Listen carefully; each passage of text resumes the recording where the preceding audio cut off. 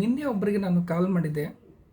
ಅವ್ರು ಹೇಗೆ ಪರಿಚಯ ಆಗಿದ್ರು ಅಂದರೆ, ನಾನು ಎಕ್ಸೈಡಲ್ಲಿ ಕೆಲಸ ಮಾಡುವಾಗ ಕಂಪ್ನಿ ಕಡೆಯಿಂದ ಟ್ರೀಟ್ಗೋಸ್ಕರ ಒಂದು ಬಾರಿಗೆ ಕರ್ಕೊಂಡೋಗಿದ್ರು. ಪಾರ್ಟಿ ಇತ್ತು ಕಂಪ್ನಿ ಕಡೆಯಿಂದ. ಅಲ್ಲಿ ಹೋದಾಗ ಬಾರಲ್ಲಿ ಕೆಲಸ ಮಾಡ್ತಾರಲ್ವ, ಅವರಲ್ಲಿ ವರ್ಕ್ ಮಾಡ್ತಾಯಿದ್ರು. ಹಾಗೆ ಮಾತಾಡ್ತಾ ಮಾತಾಡ್ತಾ ಇಬ್ಬರದು ಫೋನ್ ನಂಬರ್ ಎಕ್ಸ್ಚೇಂಜ್ ಮಾಡಿದೆ. ಆದಷ್ಟು ನಾನು ಎಲ್ಲಿ ಹೋದರೂ ಕೂಡ ಆದಷ್ಟು ಅವ್ರ ನಂಬರ್ ಕಲೆಕ್ಟ್ ಮಾಡೋಕ್ಕೆ ಟ್ರೈ ಮಾಡ್ತೀನಿ. ಮುಂದೆ ಹೆಲ್ಪ್ ಆಗುತ್ತೆ ಅಂತ, ನನಗೂ ಆಗುತ್ತೆ ಅವರಿಗೂ ಆಗುತ್ತೆ ಅಂತ ಈ ಮೈಂಡ್ಸೆಟ್ ಇಟ್ಕೊಂಡೆ ಇದು ಮಾಡ್ತೀನಿ. ಅವರು ನಂದು ಪ್ರತಿ ದಿವಸ ನನ್ನ ಸ್ಟೇಟಸ್ ಎಲ್ಲ ನೋಡ್ತಾ ಇರ್ತಾರೆ. ನಮ್ಮ ಮ್ಯೂಚುವಲ್ ಫಂಡ್ ಸ್ಟೇಟಸ್ ಹಾಕೋದು, ಇನ್ಶೂರೆನ್ಸ್ ಎಲ್ಲ ಹಾಕೋದು ನೋಡ್ತಾ ಇರ್ತಾರೆ. ಅವರಿಗೂ ಆಸೆ ಮ್ಯೂಚುವಲ್ ಫಂಡಲ್ಲಿ ಇನ್ವೆಸ್ಟ್ ಮಾಡಬೇಕು ಅಂತ. ಬಟ್ ಇವಾಗ ಏನಾಗ್ತಾ ಇದೆ ಅಂದರೆ, ಮನೆಯಲ್ಲಿ ಕೆಲವೊಬ್ಬರು ಫ್ಯಾಮಿಲಿ ಮೆಂಬರ್ಸ್ಗೆ ಹೆಲ್ತ್ ಪ್ರಾಬ್ಲಮ್ ಆಗ್ತಾಯಿದೆ. ಮೊದಲು ಇನ್ಶೂರೆನ್ಸ್ ತೊಗೊಂಡಿಲ್ಲ. ಇವಾಗ ಏನಾಗ್ತದೆ, ಏನು ಅವರು ಅರ್ನ್ ಮಾಡ್ತಿದ್ದಾರೆ ಎಲ್ಲ ದುಡ್ಡು ಹಾಸ್ಪಿಟಲ್ಗೆ ಸ್ಪೆಂಡ್ ಮಾಡ್ತಾಯಿದ್ದಾರೆ. ಫ್ಯಾಮಿಲಿ ಮೆಂಬರ್ಸ್ ಸ್ವಲ್ಪ ಏಜ್ ಆಗಿದೆ, ಅವರು ಕಾಲ್ ಮಾಡ್ತಿದ್ದಾರೆ, ನನಗೂ ಇನ್ವೆಸ್ಟ್ ಮಾಡೋಕ್ಕೆ ಆಸೆ ಇದೆ ಸಿದ್ದು, ಬಟ್ ಈ ಥರ ಎಲ್ಲ ಫೈನಾನ್ಷಿಯಲ್ ಸಿಚುವೇಶನ್ ಆಗ್ತಾಯಿದೆ, ಅದು ಆದಮೇಲೆ ನೋಡೋಣ ಈ ಥರ ಎಲ್ಲ ಹೇಳ್ತಾಯಿದ್ರು. ಇನ್ನು ಹಾರ್ಟ್ ಪ್ರಾಬ್ಲಮ್ ಅಂತೆ, ಅದು ಹಾರ್ಟಲ್ಲಿ ಸ್ವಲ್ಪ ಕೊಲೆಸ್ಟ್ರಾಲ್ ಲೆವೆಲ್ ಜಾಸ್ತಿ ಆಗಿದೆ, ಆ ಥರ ಎಲ್ಲ ಹೇಳ್ತಾಯಿದ್ರು.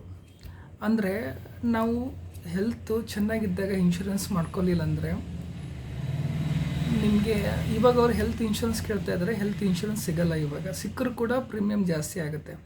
ಒಂದು 10,000 ಪ್ರೀಮಿಯಮ್ ಇದ್ದರೆ 15,000 ಆಗ್ಬೋದು, 20,000 ಆಗ್ಬೋದು. ಅಂದರೆ ಯಾವಾಗ ನಾವು ಆರೋಗ್ಯವಾಗಿರ್ತೀವಿ ಅವಾಗ ಮಾತ್ರ ನಾವು ಹೆಲ್ತ್ ಇನ್ಶೂರೆನ್ಸ್ನ ತೊಗೋಬೇಕು. ಅನಾರೋಗ್ಯ ಆದಮೇಲೆ ಕೆಲವೊಂದು ಸರಿ ಇನ್ಶೂರೆನ್ಸೇ ಸಿಗೋಲ್ಲ. ಕೆಲವರು ನಮ್ಮ ಕಸ್ಟಮರೆಲ್ಲ ಹಾಸ್ಪಿಟಲ್ ಅಡ್ಮಿಟ್ ಆದಮೇಲೆ ಇನ್ಶೂರೆನ್ಸ್ ಸಿಗುತ್ತೆ ಅಂತ ಕೇಳ್ತಾರೆ. ಅವರು ಕಂಪ್ನಿದವರು ಹುಚ್ಚರೇನಲ್ಲ. ಈಗ ನೀವು ಒಂದು 10,000 ಪೇ ಮಾಡಿ 5 ಲಕ್ಷ 10 ಲಕ್ಷ ಕ್ಲೈಮ್ ಕೊಡೋಕ್ಕೆ ಅವರು ಕೆಲವೊಂದೆಲ್ಲ ಚೆಕ್ ಮಾಡ್ತಾ ಇರ್ತಾರೆ.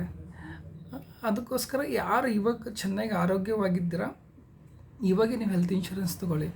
ಮತ್ತು ಕೆಲವೊಬ್ಬರೆಲ್ಲ ಕಂಪ್ನಿ ಇನ್ಶೂರೆನ್ಸ್ ಮೇಲೆ ಡಿಪೆಂಡ್ ಆಗಿರ್ತಾರೆ. ಎಷ್ಟೋ ಜನ ಕಂಪ್ನಿ ಇನ್ಶೂರೆನ್ಸ್ ಮೇಲೆ ಡಿಪೆಂಡ್ ಆಗಿದ್ದಾರೆ. ಈಗ ಒಂದು ಕಂಪ್ನಿ ಚೇಂಜ್ ಮಾಡಿ ಇನ್ನೊಂದು ಗ್ಯಾಪ್ ಆಯ್ತಂದರೆ ಈಗ ಯಾವುದು ಕ್ಲೈಮ್ ಆಗುತ್ತೆ ನಿಮಗೆ. ಮತ್ತು 50-60 ಏಜ್ ಮೇಲೆ ರಿಟೈರ್ಮೆಂಟ್ ಆದಮೇಲೆ ಅವ್ರು ನಿಮಗೆ ಗ್ರೂಪ್ ಇನ್ಶೂರೆನ್ಸ್ ನಿಮಗೆ ಕೊಡಲ್ಲ. ಇವಾಗೆ ನೀವು ಇಂಡಿವಿಜುವಲಾಗಿ ಹೆಲ್ತ್ ಇನ್ಶೂರೆನ್ಸ್ನ ತೊಗೊಂಡು ಮಾಡ್ಕೊಂಬಿಟ್ರೆ, ರಿಟೈರ್ಮೆಂಟ್ ಆದಾಗ, ಏಜ್ ಆದಾಗ, ಇನ್ ಕೇಸ್ ಸಡನ್ಲಿ ಜಾಬ್ ಹೋಯಿತು, ಸಮ್ ಟೈಮ್ ಆಗುತ್ತೆ, ಕರ್ಮ ಏನು ಅಂತಾರಲ್ವ, ಈ ಕಡೆ ಜಾಬು ಹೋಗುತ್ತೆ, ಏನಾದರೂ ಮೆಡಿಕಲ್ದು ಏನಾದರೂ ಇಶ್ಯೂ ಬರುತ್ತೆ, ಆವಾಗ ನಿಮಗೆ ಗ್ರೂಪ್ ಇನ್ಶೂರೆನ್ಸ್ ಇರೋಲ್ಲ, ನಿಮ್ಮದು ಪರ್ಸ್ನಲ್ ಇನ್ಶೂರೆನ್ಸ್ ಯಾವುದೂ ಇರೋಲ್ಲ. ಆವಾಗ ನೀವು ಏನು ಸೇವಿಂಗ್ಸ್ ಮಾಡಿರ್ತೀರ ಫುಲ್ ಅಮೌಂಟು ಫುಲ್ ಹೋಗಿ ಹಾಸ್ಪಿಟಲ್ಗೆ ಮುಂಡ ಮುಚ್ಚಬೇಕು. ಅಂದರೆ ನಿಮ್ದು ಏನು ಅರ್ನಿಂಗ್ ಎಲ್ಲ ಇರುತ್ತೆ, ನೀವು ಹೋಗಿ ಹಾಸ್ಪಿಟಲ್ಗೆ ಪೇ ಮಾಡಬೇಕಾಗತ್ತೆ, ಹೌದಲ್ವಾ? ಅದೇ ನಿಮ್ಮದು ಪರ್ಸ್ನಲ್ ಇದ್ದರೆ ಒಂದು 10 ಲಕ್ಷ 20 ಲಕ್ಷ ನಿಮ್ಮದು ಕವರ್ ಇದ್ದರೆ, ವರ್ಷಕ್ಕೊಂದು ಚಿಕ್ಕ ಏಜ್ ಇದ್ದರೆ, ಈಗ ಒಂದು 25-30 ಇದ್ದರೆ ನಿಮ್ಗೆ ಒಂದು 5,000 6,000 ಪ್ರೀಮಿಯಮ್ ಬರುತ್ತೆ. ಜಾಸ್ತಿ ಇದ್ದರೆ ಏಜ್ ಇದ್ದರೆ ಜಾಸ್ತಿ ಪ್ರೀಮಿಯಮ್ ಬರುತ್ತೆ. ಮೊದಲೇ ನೀವು ಇನ್ಶೂರೆನ್ಸ್ನ ಕವರ್ ಮಾಡ್ಕೊಂಡ್ಬಿಟ್ರೆ ಕಂಪ್ನಿದಿರುತ್ತೆ, ಕಂಪ್ನಿದು ಏನಂದರೆ ನೀವು ಕ್ಲೈಮ್ ಮಾಡ್ಕೋಬೋದು. ಬಟ್ ಜಾಬ್ ಹೋದ್ಮೇಲೆ, ಜಾಬ್ ಬಿಟ್ಟಾದಮೇಲೆ ಕಂಪ್ನಿ ನಿಮ್ಗೆ ಸಿಗುತ್ತಾ? ಸಡನ್ಲಿ ಇವಾಗ ಸಿಚುವೇಶನ್ ಹೇಗಿದೆ ಅಂದರೆ, ಯಾವ ಟೈಮಲ್ಲಿ ಏನು ಜಾಬು ಇರುತ್ತೆ ಇಲ್ಲ ಅಂತ ಗೊತ್ತಾಗ್ತಾ ಇಲ್ಲ. ಸಡನ್ಲಿ ಏನಾದರೂ ಇಶ್ಯೂಸ್ ಆಗುತ್ತೆ, ಅಥವಾ ಮ್ಯಾನೇಜರ್ ನಮ್ಗೆ ಅಡ್ಜಸ್ಟ್ ಆಗೋಲ್ಲ, ಸಡನ್ಲಿ ಜಾಬ್ ಬಿಡ್ತೀವಿ. ಇದು ಸೇಲ್ಸಲ್ಲಾಗುತ್ತೆ, ಸೇಲ್ಸ್ ಫೀಲ್ಡಲ್ಲಿ ಇರೋರಿಗೆಲ್ಲ. IT ಯಲ್ಲೂ ಕೂಡ ಪ್ರೆಷರ್ ಆಗಿರುತ್ತೆ. ಎಲ್ಲ ಸೆಕ್ಟ್ರಲ್ಲೂ ಒಂದೊಂದು ಪಾಸಿಟಿವ್ ಇರುತ್ತೆ, ನೆಗೆಟಿವ್ ಇರುತ್ತೆ. ಆದಷ್ಟು ನೀವು ಹೆಲ್ತ್ ಇನ್ಶೂರೆನ್ಸ್ನ ಮಾಡ್ಕೊಳ್ಳಿ. ಒಳ್ಳೆಯ ಅಡ್ವೈಸರ್ನ ನೋಡಿ,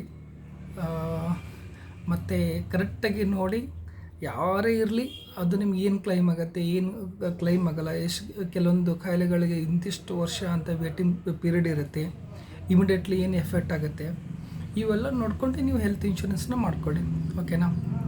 ಇನ್ ಕೇಸ್ ನಾನು ಆಲ್ಮೋಸ್ಟ್ 8 ಇಯರ್ಸಿಂದ ಈ ಫೈನಾನ್ಷಿಯಲ್ ಫೀಲ್ಡಲ್ಲಿ ವರ್ಕ್ ಮಾಡ್ತಾ ಇರೋದು. Like all kind of financial service ಮಾಡ್ತಾ ಇರೋದು ನಾನು. FD, ಮ್ಯೂಚುವಲ್ ಫಂಡ್, ಇನ್ಶೂರೆನ್ಸ್, ಎಲ್ಲ ಥರದ್ದು ಸರ್ವಿಸ್ ಕೊಡ್ತೀನಿ ನಾನು. ಇನ್ ಕೇಸ್ ನಿಮ್ದು ಏನಾದರೂ ಹಳೆ ಇನ್ವೆಸ್ಟ್ಮೆಂಟ್ದು ಏನಾದರೂ ಸರ್ವಿಸ್ ಬೇಕಾದರೆ ನೀವು ನನಗೆ ಕಾಲ್ ಆದರೂ ಮಾಡ್ಬೋದು, ಅಥವಾ ವಾಟ್ಸಪ್ ಆದರೂ ಮಾಡ್ಬೋದು. ಇನ್ ಕೇಸ್ ನೀವು ಬೆಂಗಳೂರಲ್ಲಿದ್ದರೆ, ನೀವು ಎಲ್ಲಿದ್ದರೂ ಕೂಡ ನಾನು ನಿಮಗೆ ಡೋರ್ ಟು ಡೋರ್ ಸರ್ವಿಸ್ ಕೊಡೋಕೆ ರೆಡಿ ಇದ್ದೀನಿ, ಫೈನಾನ್ಷಿಯಲ್ ಸರ್ವಿಸಸ್ಸು. ಇಂಟ್ರೆಸ್ಟ್ ಇದ್ದರೆ ನೀವು ಕಾಲ್ ಮಾಡಿ ನಿಮ್ಮದು ಸರ್ವಿಸ್ ಏನಿದೆ ನೀವು ಮಾಡ್ಕೋಬೋದು.